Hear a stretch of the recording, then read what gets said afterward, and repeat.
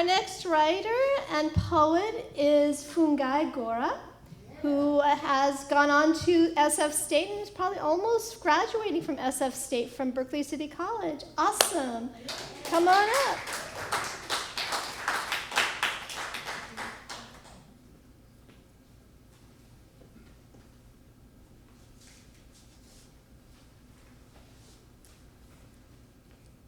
Hello. Let's see here. You can also pull it up from the middle there. Right? All right. Let's see. Oh. Here you go. Yeah. All right. A little more. How's that? Okay. Thank you for doing this and having me. And yeah, I graduate in a couple of weeks, I guess. So yeah. Right. Yeah, I just have one poem. It's untitled, but yeah. I could give it a name, but then it will live. Perhaps holding a stone in various positions at the base of my temples. To play the music directly into the threshold may disrupt the silence. These words disrupt the silence. What would I construct? What could I destroy? In between both notes, perhaps a little of both in one hand, leave a lot of myself there.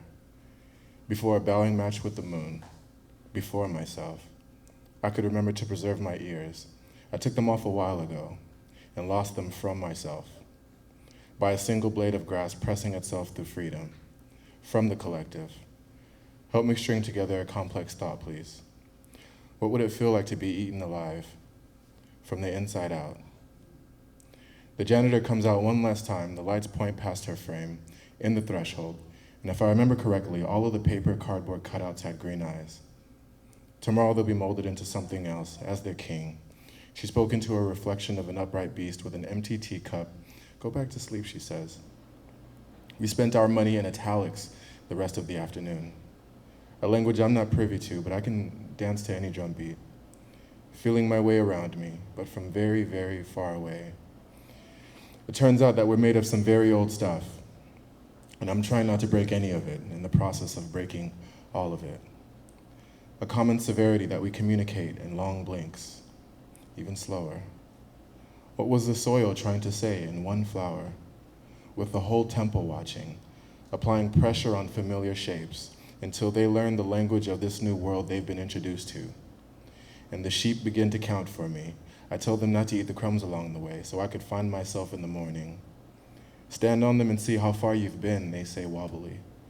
My path is meandered, a whole world in a word that took the whole world to get to, measuring how much is there to see between.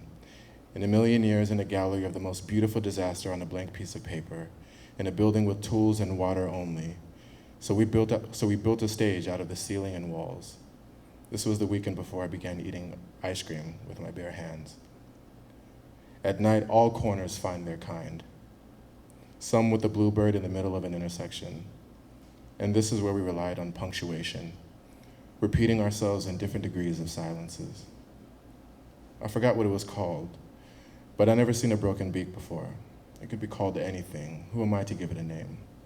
It knows what's right in front of its eyes, and if it doesn't, it'll figure it out. And if it doesn't, I'll share with it my ice cream. And if its beak is still too sensitive, perhaps I'll eat a cockroach in solidarity, because sometimes I need a new madness. The old ones get boring. And plus we have a stage to use. Thank you.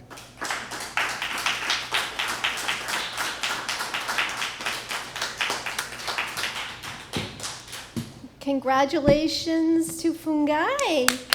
Woo! And our last reader who's booked, we could always still take more, is Anne-Marie Ross, who's going to come up and read with her little son.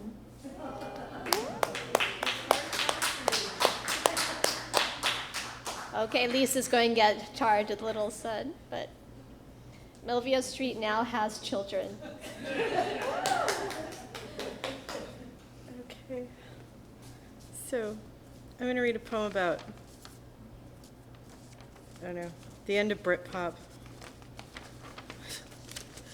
Okay. Britpop. It's called Clearly Damon and Justine Were Over Because Dinner is Cold.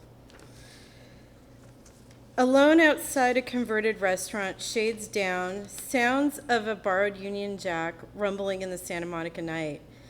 Naked in my Glasto half shirt, jeans still streaked by remnants of English mud.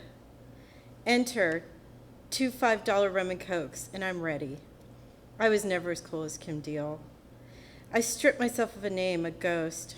Corners of rooms haunted by me, shaking inside. Stabbing gaze of the mods passing.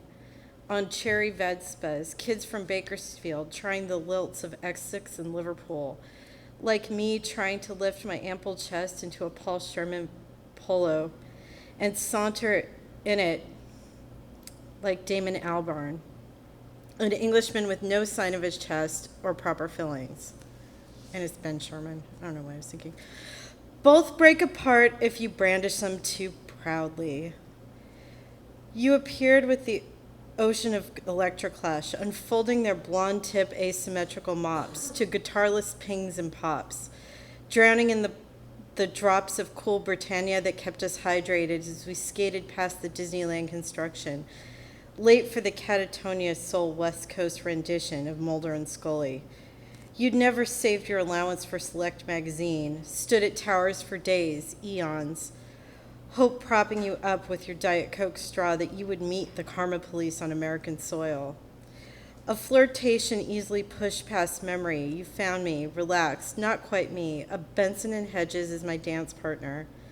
Only the Queen's butt stamp will do if you're going to flirt with cancer.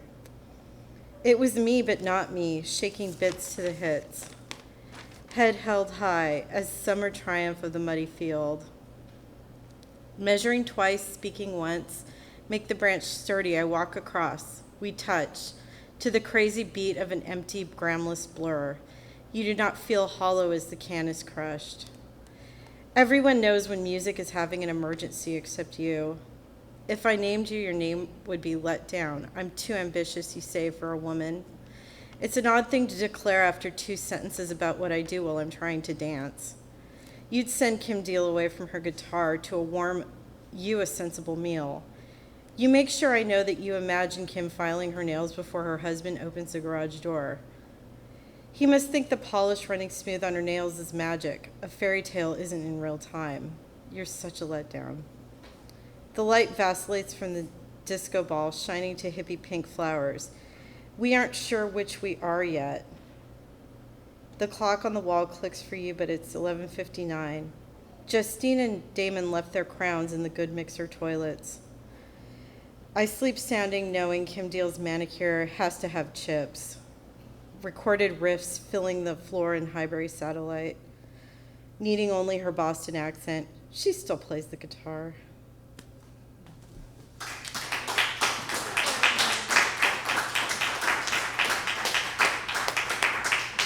Give it up for Anne-Marie. Ooh.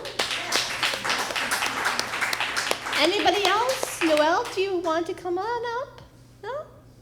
Great. Well, this summer you could take creative writing, and next fall you will be coming up here with your stories and your poems. Jennifer, too. I see you. Awesome. So there are books here. Rosa Lane's 2 books here are for sale. We also have some Milvia Street, some past issues. The past issue's only $5 if you want to get yourself a copy. A new issue is $7 if you're a student here at Berkeley City College or a contributor. And let's thank Peralta TV for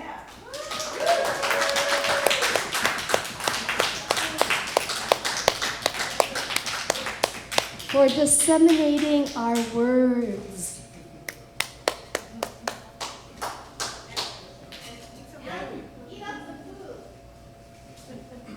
Thank you for organizing it.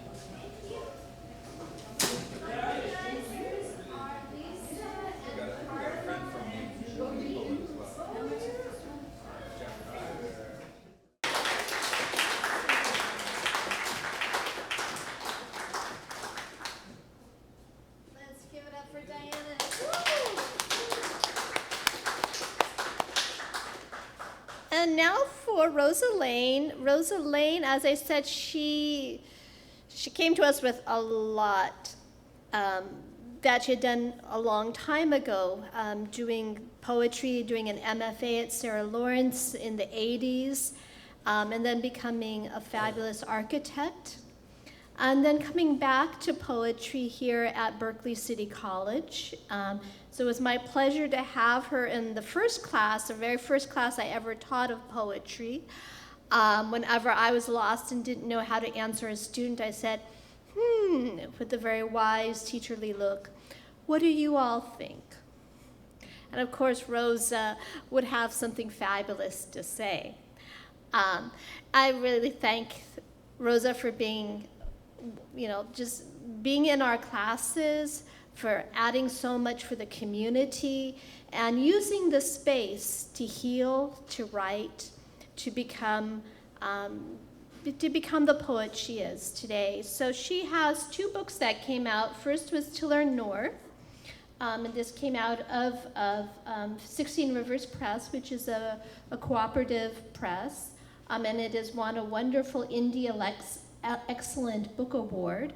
And it many poems about growing up in a small fishing village in Maine.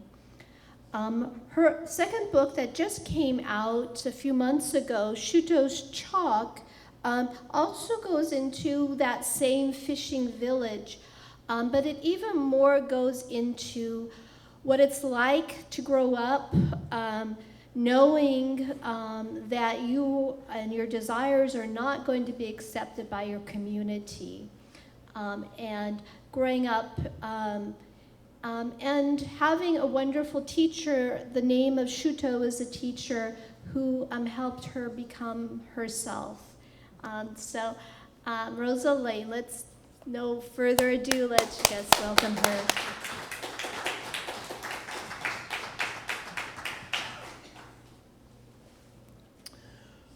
Wow, thank you so much, Sharon.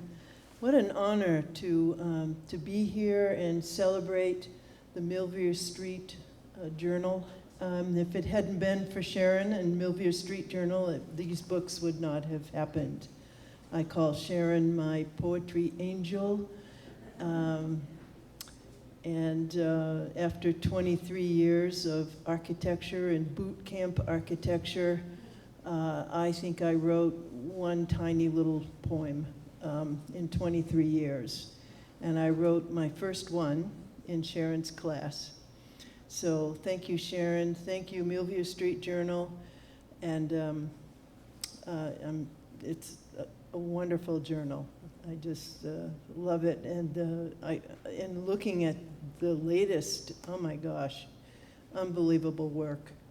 And then the work that we've just heard. So thank you so much.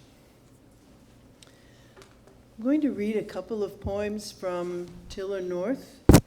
And I'm going to start with the frontispiece poem, or the first poem in the book, Boats Named Women.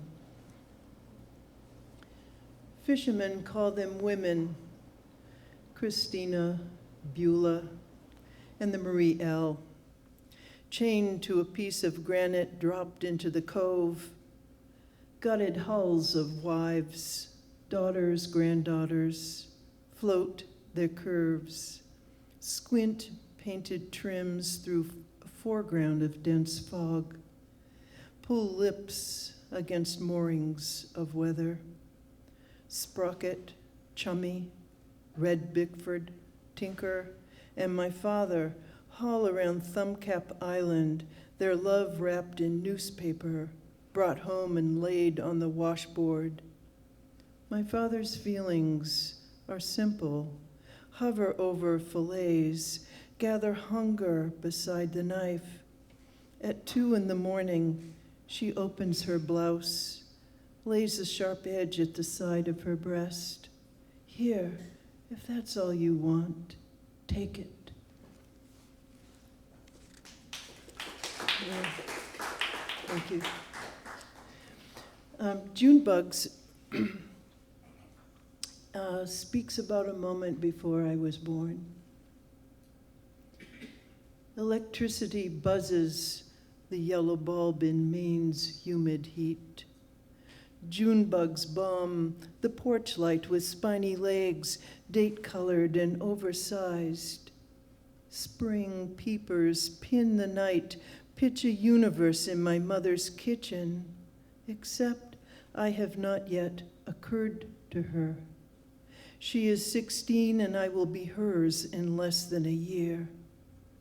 Supper's on the table for the boy who will be my father, his 19-year-old body big and husky. He rinses dried splashes of work from the day's ocean into a small blue basin, enameled and filled with hand-pumped water drawn from the well. Fireflies light the field aflame, conceived in the heat of summer.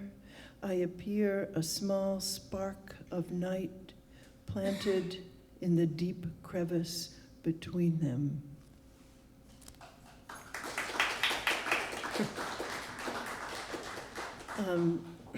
The last poem I'll read from Tilla North actually came from a prompt in Sharon's class. And I don't think I mean, it's one of those rare occasions where you don't change hardly a word. It really came out in I think wasn't it a 10 or 15 minute prompt? It's called Tomboy's Toggle to Love, and a toggle in the fishing language is a stoppered bottle. The knot around it is a toggle knot, and it's part of the pot buoy that's laid on the ocean floor, but the bottle floats on the surface and is attached to the pot buoy. So Tomboy's Toggle to Love.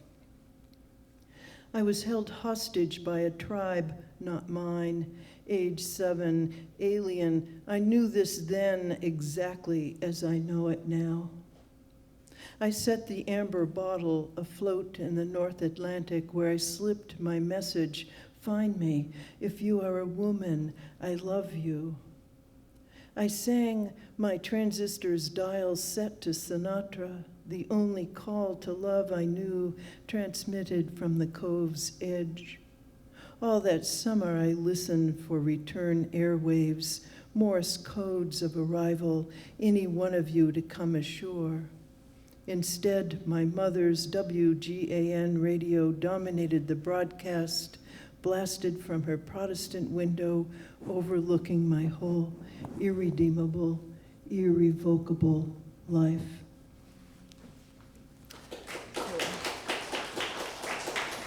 Thank you. So that's Tilla North. You know, the manuscript that this expanded was a manuscript in Sharon's class.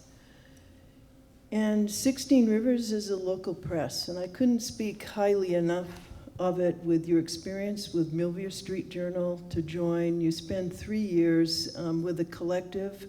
Once you're accepted, your work is accepted. It only publishes poetry.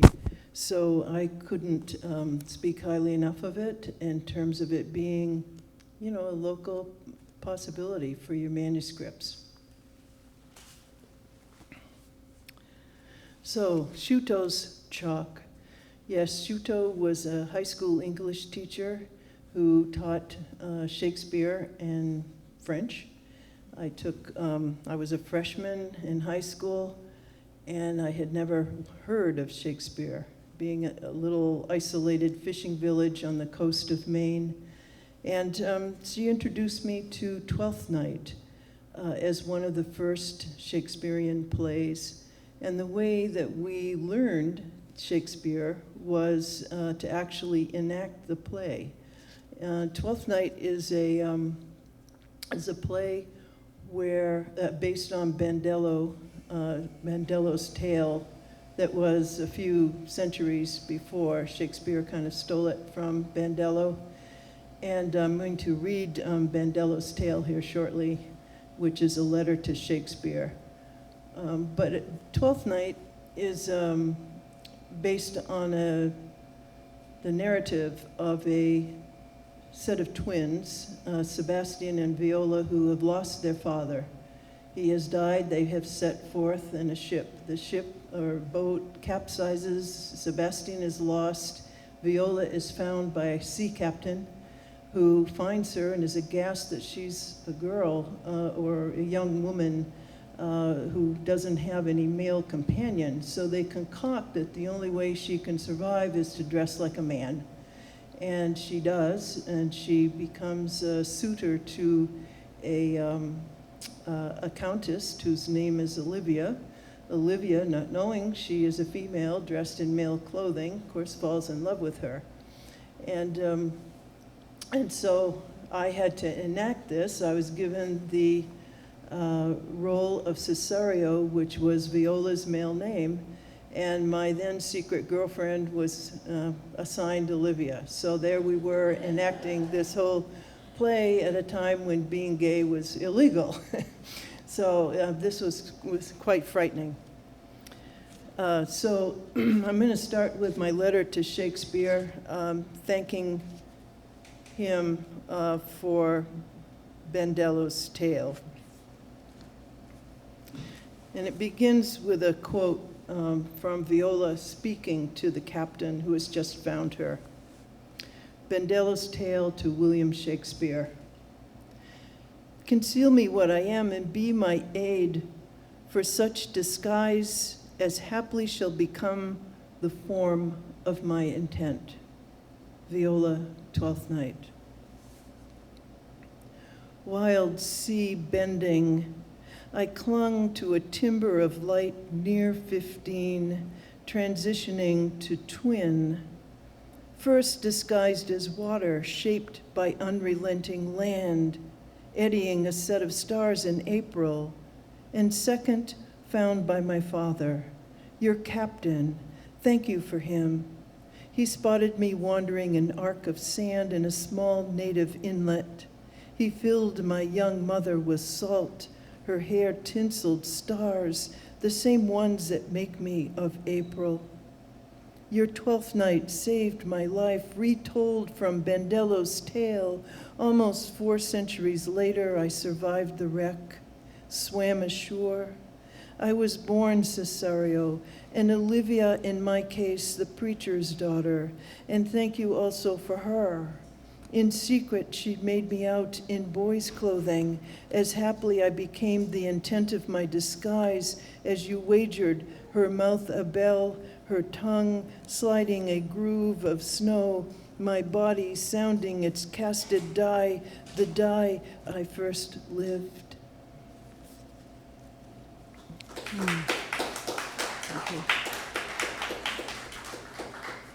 The Shutos chalk is also it's a call for gender freedom in a lot of ways. I align gender philosophy that I hold that is similar to Native American views of gender. Native Americans believe that there's at least that gender is on a continuum with male, female on each extreme, and that we could fall anywhere in between. So this book is about that continuum. I'm going to read Corvus. Corvus is a name of a constellation that is based on Apollo, whose lover was unfaithful to him, and the crow, whom he sent to kind of spy on his lover, Coronis, comes back with the bad news that she has had an affair. So he punishes the messenger, and then creates a serpent in the sky with Corvus, with the crow on the serpent's tail. Corvus. The ditch took off in a broom, ripping the snowfield wide open. One black dot left dragging her wing, unraveling snow. I was her pupil blinking inside a dark amber circlet. Black feathers, iridescent blue, slicked her head back. You and I flew into the drift, spun Twelfth Night inside the snowfield, turning light, late winter dusk. We landed Cesario and Olivia off stage in the woods where I hadn't told you I found broken-winged crow. For days I broke bread after school under pine. Protruded roots could break a back. When I turned my head, she ate. Last week, crumbs mounted, standing apart in the clearing, just as your feste might have fooled. You told me how you loved the boy in the front seat. I in back, still faking the sky with another. A young 20, cocked and army ready, thrown from the house one morning, hitchhiking from Brunswick, crow feathers tucked into my black pea coat, all neck fanned, May raining, sheer kismet, I swear, broken-winged crow perched on Hydra's back, rained, her pupil caught in the rear view. Shoe-toe seized, brake, thumbed. Speeding constellations, I thanked her for Twelfth Night, tendering me Cesario. She said she knew all along. Did you know she was Quaker? Star jewels constellate age across the top of my hands. I have had my moments, a nun, someone else's wife, some one nights, a het couple, forced once. I brush snow off my shoulder, each flake a little different. I still love uphill. My wife, her hair laid back on the pillow where I kiss the down and her forehead at once. She holds my back blade at the clearing where the wing broke, and this is where I need her when we enter night air and I am in my bow tie, and she says each time, my Cesario, it's okay to tremble.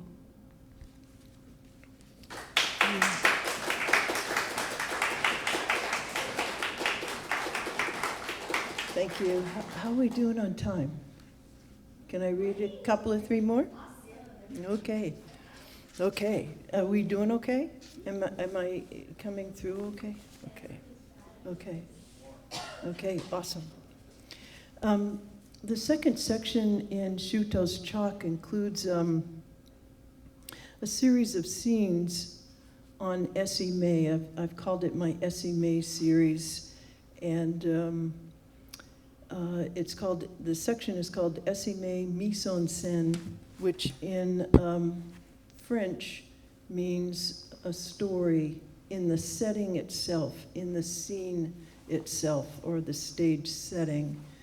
And so I have a prologue and an epilogue with 7 scenes in between.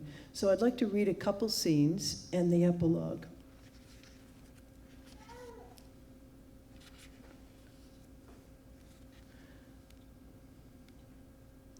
This is a boat launch. So it's scene 4, boat launch, July, hazy sunset. And before I start, I must say that Essie May is that internal fantasy person whom I held in my inner being as someone I continued a secret relationship with that was totally fantasy. But it was the way that I could grow emotionally as an adolescent. And so this is a tribute to Essie May. I actually did have a cousin named Essie May who was older than I.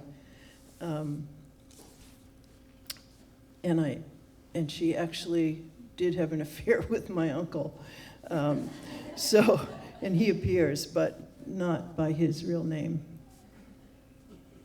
So I thought, well, she could do him. Maybe we could have a little fling. So it's scene 4, boat launch, July, hazy sunset. At dusk, you crack champagne over the hull of the Maggie Sea. Buck's Wharf, you in your white dress splattered with peonies, each the size of a baby's head, loud and pink. You dissolve into fog with Elvis, your red heels sliding slow octaves across wet planks, your arms essing double snakes over your head. The whole family extended and loaded, stumbling beer and lobster. How you pulled Uncle Eddie into you, his launch with his wife's name under floodlights, glaring. His hand under your hem, throws his head back, laughing as if that's what cousins do. Behind the gray fish house, shingles push into your back. This second, a fisher boy lures Uncle's wife off the sideline, her vacant chair still spinning your cheatin' heart. And just days ago, my little carrot pointed straight up, pulled out from your peony bed, slow, centrifugal. Tonight, when Uncle's boat lowered down the slipway, its stern tied and chafing the wharf with smallest waves lapping, I stood inside its hooded cabin, reached down, and where the cabin window was paned, held the other over glass, making you, the full moon, its gorged night, disappear wholly into deepened, reddening fog.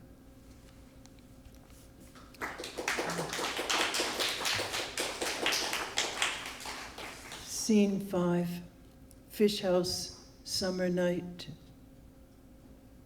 Flicking sticks, we dance accidents in dusky salmon and lily, left over from my father's pot boys. We strip, drip raw moonlight, waxing indecent, and under the amber bulb, its single purpose sags a lit teat from the peak. The earnest buzz of utility, the frantic fly nipping paint-speckled glass, and a bat shadow sweeps ribbons crisscrossing its sonar in pelican gray. We explode a Pollock pastiche on bleached canvas, a boat cover cast off, peppered frayed holes, stretches the fish house floor with a snap you launch 1,000 nipples across the starry chest. Grommets nurse salmon bleeding the edge. In a brush you bristle lily between runny legs, the whole floor thrown to drizzle. With one last sleight of hand, the pink pebble rises, swells, screams for mercy in wee morning light. And then this ends with the scenes in section 2 with the epilogue of a tomboy, and in this case, the tomboy, as what occurs often in Shakespearean plays, where there is a narrator that turns to the audience and then speaks. So this is speaking about Essie May in third person. Epilogue of a tomboy. When I look down from the ceiling, I see size 11 men's extending outer edges of my face. I watch myself watching, and then I watch the one watching, and so on, maybe my body 3 times removed. So when I see myself in daylight, I see only shadows overlapping. For years I could not keep my lies straight. Only nights I was true. Essie May appeared in galactic figments. You may have noticed she arrived at dusk, mostly when my neck bent, my head down, chin dropped into the clavicles. She lifted my face, held it to hers, and yes, I made her older. She had to be, accepting. And yes, I made her boomerang, Uncle's 2-timing, and her ogler's crowding mise-en-scène, back doors of desire, dumbfounded. Crows fly the belfry, no roost, no ring. Door handle pivots, I exit stage left, unattended. creed occur for the God-forsaken curtain call. Was I ever not boy? Thanks. How many of you have had an argument in the car?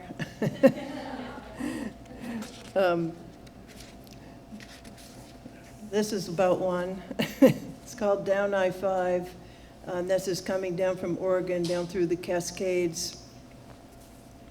And then I'll finish with a couple poems after this. We drive our words down I-5. Why do the mountains do this to us? Thinner air, lightheaded, speeding the Cascades' edge, switchback. You ride shotgun, map my mistake. The windshield plastered with insects, wings, legs, primitive brains. Spikes of artichokes, green heads civilized in furrows, groomed fields pass us at 80.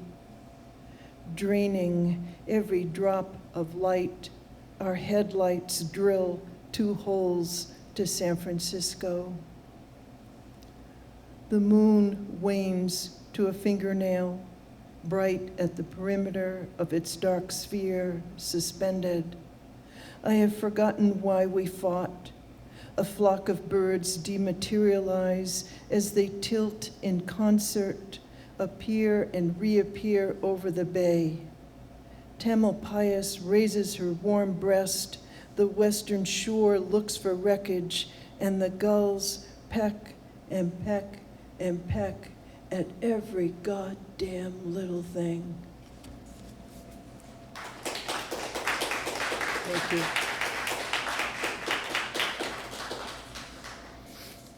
I'll end with a couple poems. The second to the last is called Cashed, and it's cashed not like money, C-A-S-H-E-D, but C-A-S-H-E-D, which is a storage compartment. Cached. She cached desire in a corner of the backfield. Rooted waist down, ran her arms busy, bedroom to kitchen, table to the polished sink. Flawless, continent. And here is where she got lost. With no map, my father made himself a cove at the foot of her field, birthed, baited, fished, waited. Those same nights she smoothed the ironing board, damp release of the sun's heat, her iron steaming the day's wind-blown sheets, starched and folded. Fool-proofing those same nights, she taught me to busy, cash desire, disembody, chill heat. And where I am both split below the waist, I make myself wade the backfield. I point to earth, he still fishes. Tell you where the cash lies, she still busies. Beneath evenings when I breathe you at best, a few breaths down, you drop anchor into the cove. You are here to stay, you say, all watery you seep. Thank God, insistent, regardless.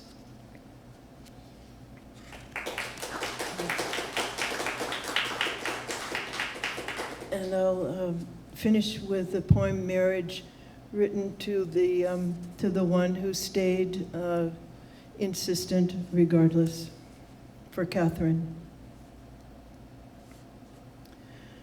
Shallow along fringes of gray, the shore hovers below morning fog, socked, immutable seemingly.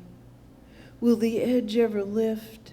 You know how bare limbs question the root of everything just before May softens its emerald aura, before reds rage October's hill.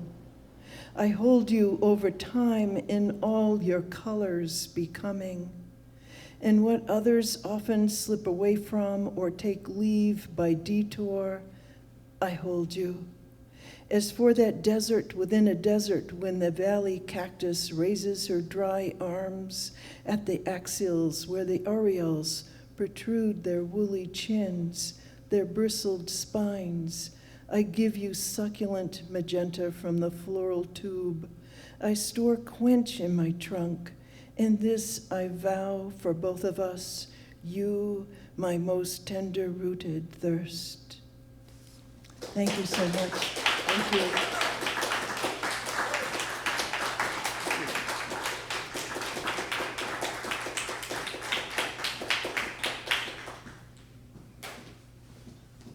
Let's give it up. Woo!